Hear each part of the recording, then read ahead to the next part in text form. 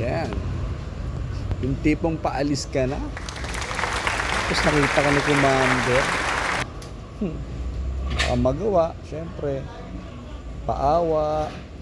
Para maya-maya makakagora na ang inyong lola.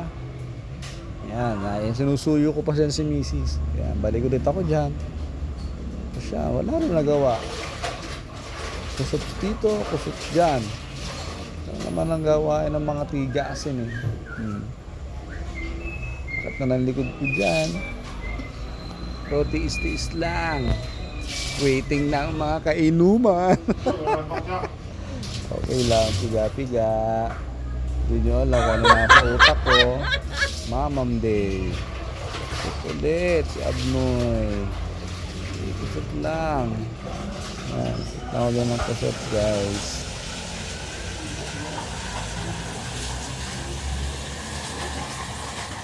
Yan, matuto ka. Puro ka inom. Sino ba naman ang hindi matututo? Pangkalalaki ng braso. Ay! Baka sakali sa kwarto na itong paglalaba ko. Maganda-ganda na outcome na itong ginagawa. Kaya guys, sana huwag niyo akong gagayan. Mukha lang akong maangas. Itak ko kay Commander. Nakita nyo naman nila. Hindi pa pineflex yun. Paano pa pag pinflex yun? Yari na kayo. Ay, miss ko po.